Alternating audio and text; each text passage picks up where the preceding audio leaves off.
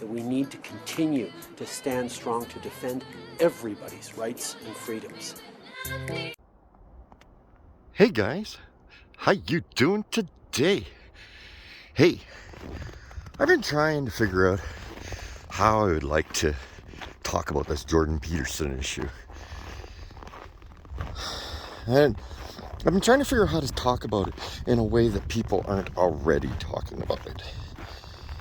And I think I finally figured it out. Now, me just saying this Jordan Peterson thing is a witch hunt is probably unfair. And it'll just sound like me just being facetious or, just trying to be difficult. But let me show you exactly why it is an actual witch hunt. Let's do some comparison. This is the wonderful thing about history, is we can look back on history and learn from our mistakes.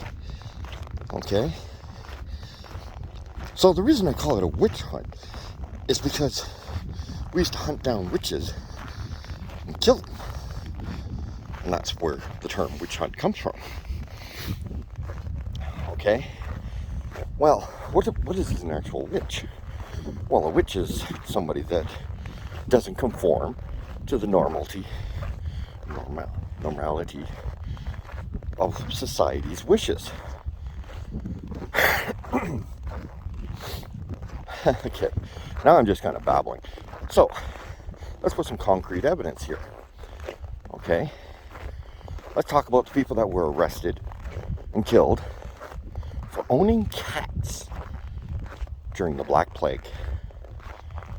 We have the luxury of history now to look back and say, well, actually, cats are what we needed to stop the Black Plague. But at the time, they witch hunted anybody that owned a cat. So if you owned a cat, you were a witch. And you suffered the consequences of society. Meanwhile, society was dying from a plague. Much like this culture is today. Dying. Our country is dying from this plague we call wokeism.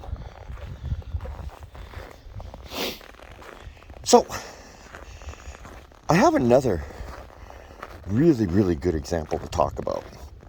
Okay? Because not murdering cats to save the people, which is killing the people, is not exactly Jordan Peterson, now is it? No. But it gives you a good idea on the level of stupidity that culture seems to think is appropriate in certain circumstances in the name of saving society. Oh, there's a lady coming. I'm just going to turn the camera that way and we'll look at the fog rolling in on the city over here, because I don't want to videotape her. It's not fair. So let's talk about somebody else. Good day, ma'am. Let's talk about somebody else then. Let's talk about a French general that was burned at the stake. And not for being incompetent, but being super efficient at what she was doing. Yes, I said she. She was highly effective at expelling the British from France back in the day.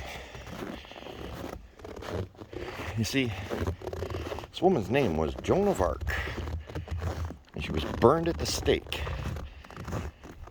because she broke the norms of society. She stood out and decided her country needed her. And what did she do? She outperformed those that were proposed to know best. She was the most efficient general, and she was loved by her troops. Why? Because she didn't just tell them what to do. she actually did it with them. She rode in on horseback. But because in those days it was wrong for a lady to wear pants, they burned her at the stake for wearing a pair of pants to ride a horse. Now Jordan Peterson, he's breaking the norms for his country, for his society. He's standing up and saying, no, you're wrong. And what are we doing now? Our society is deciding he's wrong.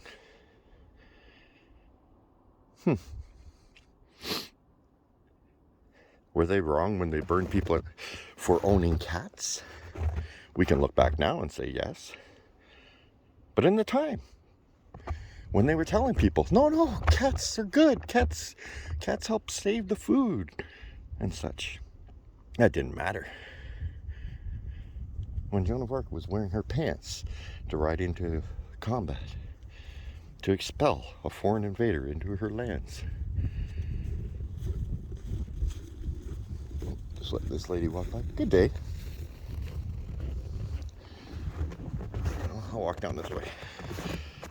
When Joan of Arc was riding into battle to expel the British from France, to save her nation against the norms of her society, is she wrong? Come on, you feminists, you need to stand up here. They burned her at the stake for breaking societal norms, societal acceptance.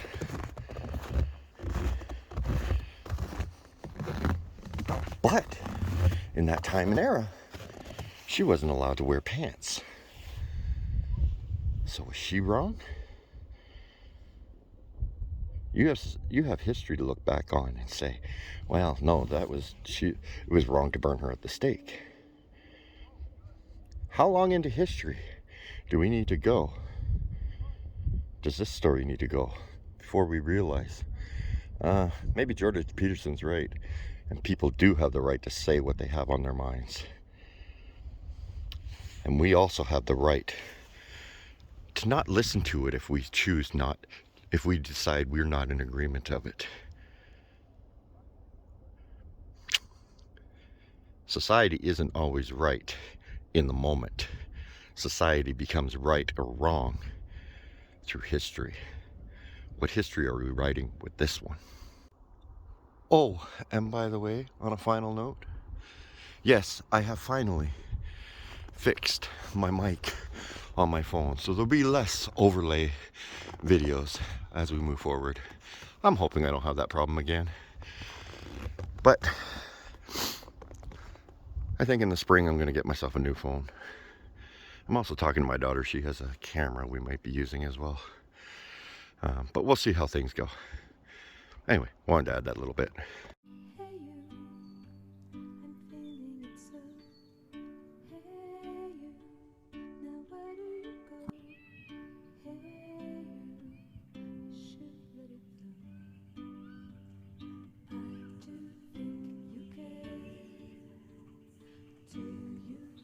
Welcome to the Fringe.